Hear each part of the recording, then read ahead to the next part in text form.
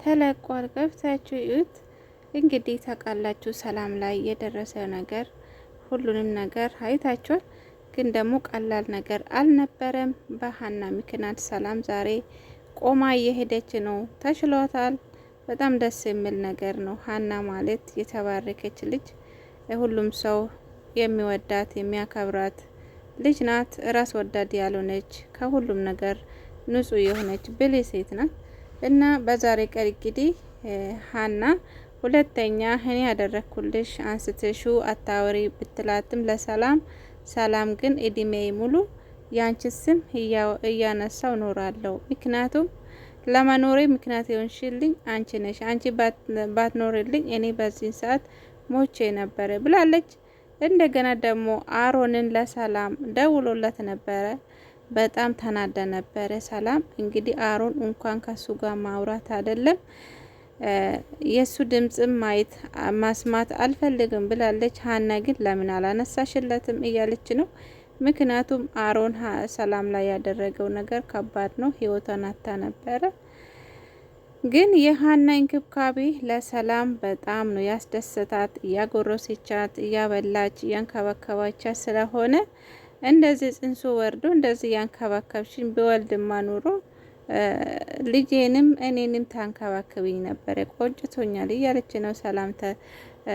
ተቆጨች ልጇን ስላጣች። ቢሆንም ግን አላባት ልጇን ማሳደግ አትፈልግም። እንግዲህ አሮን ባል ሊሆንለት አይችልም። ያ ጊዜ እንደውም ሀና ነበረ የተመኛት። ሀናም ደግሞ ከአልጋ ውጪ ለትዳር ወይ ለሌላ ነገር አልፈለጋትም። አይተናል። በብር ሊቀይራት ነበረ። ብር ሰጥቷት ሌላ መልስ ነበር የፈለገው። ሀና ግን እምቢ አለች። ሀና የኔ ክብር ለኔ ትልቅ ነው እና ችግር የለም እኔ ሰርቼ አባቴን አሳክማለሁ እንዳለች ወይዘሮ ሜላት 100,000 ሰጥታ ይሄው በዛሬ ቀን ሀና አባቷንም አሳክማ የራሷንም ክብር ጠብቃ እየኖረች ነው። ሀና ማለት ለራሷ መጀመሪያ ቦታ የምትሰጥ ለክብሯ የምትጠነቀቅ ልጅ ናት እና ስለ ሀና ብዙ ነገር ማውራት ይቻላል። ከሷ ብዙ ነገር መማር እንችላለን። ሀና ማለት በትዕግስት ሁሉንም ነገር የምታሳልፍ ረጋ ብላ የምታስብ ልጅ ስለሆነች እኔ በጣም ነው የተመቸችኝ እና አባቷም ደግሞ በጣም ይወዳታል እና እዛ ቤት ደግሞ በጣም ክብር አላት።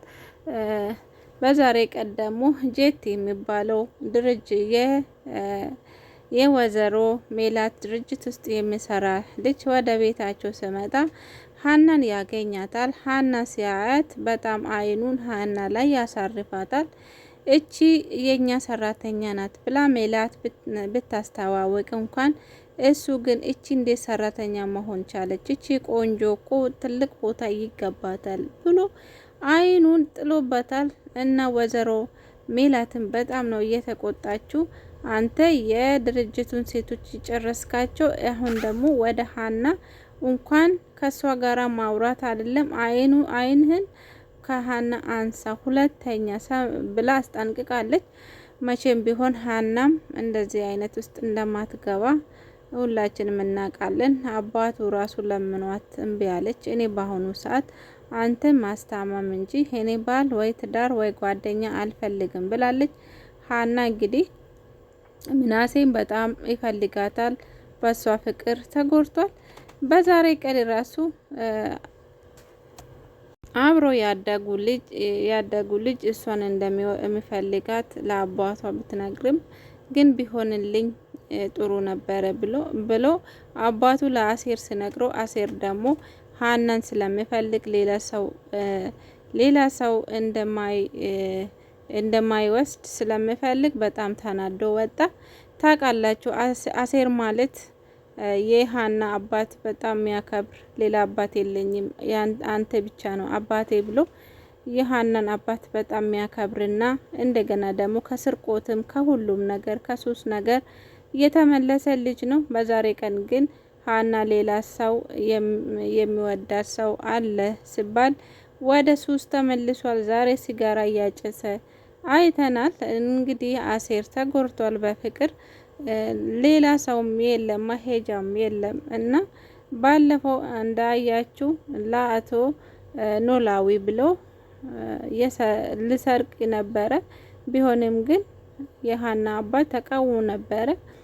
ባይሰርቅ እንኳን በአይኑ ከስላየ እንደሰረቀ ነው የሚቆጠረው ብሎ በጣም አኩርፎት ነበረ። ካሁኑ በኋላ እዚህ ቤት እንዳመጣ ብሎ ተቆጥቶ ነበረ። ቢሆንም ግን ከዚህ በፊት ያወሩት እኔ ሌላ አባት አልፈልግም፣ የኔ አባት አንተና አንተም ብቻ ነው እና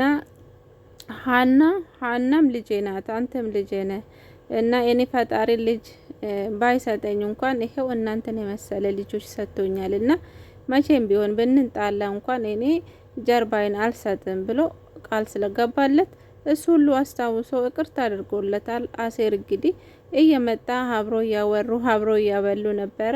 በአሁኑ ሰዓት ግን የሀና ፍቅር አነጫንጮታል። እንደገና ደግሞ ስለ ሌላ ወንድ ስሳማ በጣም ነው ያኮረፈው። ምግብም አልበላም እዛ ቤትም አልመጣም እያለ መንገድ ላይ ቁጭ ብሎ ሲጋራ ማጨስ ጀምረዋል። ህይወቱ እንግዲህ አሁን የአሴር ህይወት ወደ መጥፎ እየሄደ ነው። ሀናን እንግዲህ ማን ያገኛታል? የታደለ ነው የሚያገኛት። የእሷ እጅም ይጣፍጣል፣ ቀልብ አላት። በዛ ውበት ብዙ ነገርን እያደነቃት ነው አሴር። ቢሆንም ግን ሀና ሁሉም ሰው ይወዳታል። እንደገና ጀት የሚባለው ልጅ ለምናሴ ሀና በጣም ቆንጆ ልጅ ናት። እንደገና ሀና ማናት?